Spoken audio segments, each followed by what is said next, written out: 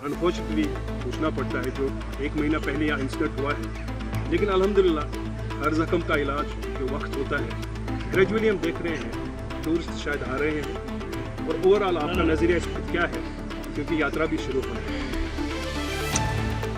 मेरे दो नज़रियात हैं। एक ये कि टूरिज़्म ही हमें नहीं रखना चाहिए। इस रियासत को आगे अगर चलना है तो हमें उस इंडस्ट्री की तरफ चलना चाहिए जो हमें सस्टेन कर सके। टूरिज़्म में एक मुसीबत ये है, एक गोली चल जाए कहीं पे, ऐसे लोग भागते हैं। मैंने खुद देखा कारगिल का जब हुआ, कारगिल में कितनी दूरी है, मगर भाग गए लोग। मेरी हुकूमत थी, डर गए। इसे जहाँ तक आज है, आज सबसे ज़्यादा ज़रूरी है इन लोगों ने जिन्होंने अपने गिरवी रख के, जो भी उनके पास था, बैंक लोन लेके अपने होटलों को ठीक किया। पोनी वालों ने घोड़े खरीदे, टैक्सी वालों ने टैक्सी खरीदी, हर एक ने अपने आप को आगे बढ़ाने के लिए, सरकारी नौकरी के लिए नहीं, कि अपने पाँव पे खड़े हो। जो सबसे बड़ी चीज़ है वो इस टूरिज़्म ने हमें दिया था। और इस साल ये उम्मीद थी कि करोड़ों में लोग आएंगे और हमारे पास जगह नहीं है उनको रखने की। मगर अफसोस है उन दरिंदों को ये दिखा नहीं जिन्होंने वो कत्ल किया, उनको ये दिखा नहीं इन मासूमों को क्या होगा, जिनके पास अल्लाह के सिवा कुछ भी नहीं है। यही है ये खूबसूरती जो उसने दी है, जिसको हम बेचते हैं और अपनी रोजी रोटी कमाते हैं। इससे बहुत ज़रूरी है। मैं सारे वतन के लोगों से कहना चाहता हूँ, हमें बेहद अफसोस है जो हुआ, मगर हमने नहीं किया। आप जानते हैं किन ने किया। मगर आइए, वापस आइए, हम आपका इंतज़ार कर रहे हैं। हम ही नहीं बल्कि यहाँ पे भोलानाथ है, अमरनाथ जी की यात्रा होने वाली है।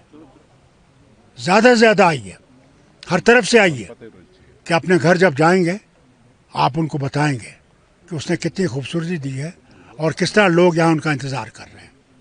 दरअसल क्योंकि जो पहलगाम का इंसिडेंट है, यही बहाना बना दो मुल्कों की कशीदगी के बारे में। जो जंग की सूरत हाल हुई थी, अल्हम्दुलिल्लाह वो भी रुकी है, लेकिन आउटपुट क्या निकला है इतनी तबाही? देखिए, आउटपुट क्या निकला ये तो अब हिस्टोरियंस ये बताएंगे आगे।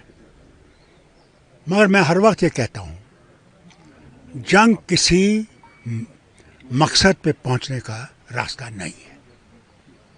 जंग बर्बादी लाता है। इससे भी देखिए क्या उनके यहाँ बर्बादी नहीं हुई होगी, हमारे यहाँ कम बर्बादी हुई। टूरिज्म छोड़ दीजिए, आप जाइए देखिए पुंछ में किस तरह से वहाँ मासूम बच्चे मारे गए। मासूम 18 हमारे यहाँ उसके शिकार हुए हैं। राजौरी में 6, उड़ी में, टंगधार में। कौन सा बॉर्डर इलाका है जहाँ हमारे लोगों ने मुसीबत नहीं उठाई? क्या डिप्लोमेटिक वेज जो है उनको हमवार करना पड़ेगा, नरम रवैया? मैं समझता हूँ ये जो प्रधानमंत्री ने वो डेलीगेशंस भेजे हैं, अल्लाह करे कि वो ये मैसेज भी ले जाए कि हम लोग अमन चाहते हैं, हम लड़ाई के हकदार हम नहीं हैं, हम लड़ाई नहीं चाहते। मगर अल्लाह के वास्ते ये बंद करो, बेगुनाह को मारना बंद करो। लेकिन दोनों मुल्क जो है पानी पर एक दूसरे को खींच रहे हैं। जो इंडस वाटर ट्रीटी रीजन बनाया, नतीजा ये है कि अब रिपोर्टेडली जो चाइना एक अलग डैम तैयार कर रहा है मोहम्मद डैम के नाम से। तो how it will become a problem in future, तो हमें ये भी देखना है क्योंकि अभी तक उस पर टसल। ब्रह्मपुत्रा जो है उसमें हमें मुसीबत आई थी, जो वो डैम बना रहे हैं। कौन? चाइना। मेन रिवर जिसको इफेक्ट होगा वो ब्रह्मपुत्रा है। वो सिर्फ हिंदुस्तान को इफेक्ट करेगा, वो बांग्लादेश को भी इफेक्ट करेगा। जहाँ तक पानी रोकने की बात है, मैं नहीं समझता हूँ हम पानी रोकेंगे, मगर हमें भी अपने लिए फ़ायदा होना चाहिए ना। अब हम तुलबुल नेविगेशन लॉक बना रहे हैं। मकसद क्या उसका? मेरे वक्त से क्या, मेरे वालिद के वक्त से ये था। ये ट्रीटी हमारे लिए फ़ायदेमंद नहीं है कि उससे हमारे दरिया में पानी ऊपर रहेगा। जो सामान है वो क्यों नहीं रिवर से जा सकता है? सारे यूरोप में राइन में रिवर से सामान जाता है। एक दूसरा, जम्मू का हाल देखिए, इतनी पानी की कमी है मैं बयान नहीं कर सकता।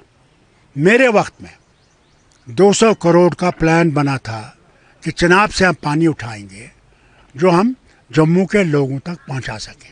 डॉक्टर साहब, क्योंकि हिंदुस्तान में बहुत सारे इंटेलेक्चुअल्स रहते हैं जो एक अलग अच्छा नज़रिया रखते हैं। पिछले टाइम से जब से जंगी हालात हुई थी, जैसे कई यशवंत सिन्हा बाकी लोग हैं, सबों का एक ही नज़रिया है कि जब भी कोई इलेक्शन बड़ी रियासत जगह पे होता है, कुछ ना कुछ ऐसे हादसात होते हैं। जैसे पुलवामा में उसके बाद भी इलेक्शन था, आज इलेक्शन बिहार में होने वाला है, तो ये चीज़ें देखनी पड़ी है। उसके बाद फिर साइलेंट। नतीजा है कि कैश करना किसी भी सिचुएशन को फॉर देयर पर्सनल बेनिफिट। दोनों तरफ में कश्मीर ही होता है। वो भी कश्मीर कहते हुए इलेक्शन जीतते हैं, ये भी कश्मीर होके इलेक्शन जीतते हैं। ये कोई नई बात नहीं है, ये 10 साल से हो रहा है। अफसोस तो इस बात का है। और कश्मीरी कोई पूछता ही नहीं हमें, मुसीबत में तो हम हैं। क्या पॉसिबिलिटी ऑफ डायलॉग प्रोसेस है? क्योंकि जो अटारी डायलॉग उनको नरम कर दिया गया। डायलॉग जब तक नहीं होगा, मैं आपसे कहता हूं, कभी दो मुल्कों में अमन नहीं आएगा।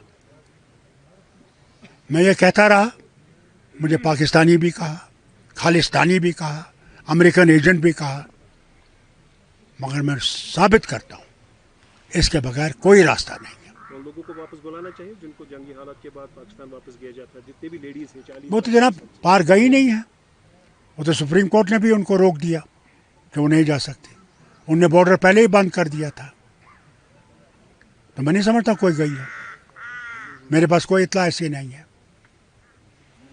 ये प्रोसेस जब नफरतें इतनी बढ़ गई हमारे वतन में, आज हिंदू मुसलमान पे शक कर रहा है,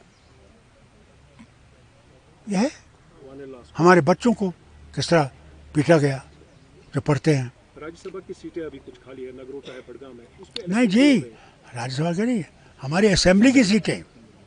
जब 4 रियासतों की इलेक्शन कमीशन ने दे दिया है कि यहाँ इलेक्शन होंगे, तो जम्मू कश्मीर को छोड़ दिया। उमर साहब ने तो उसी वक्त रिजाइन किया था। वो सीट तो तब से है, राना की सीट है। क्या जाता है इनको इलेक्शन करने से? मेरा एक सवाल है इलेक्शन कमीशन को कि अगर ये डेमोक्रेसी है तो हम अपना हक दीजिए। राज्यसभा की 4 सीटें हैं, किस चीज़ का इंतजार कर रहे हैं कि 8 महीने से हमें हक नहीं है वहाँ बैठने का, इस रियासत की बात करने का?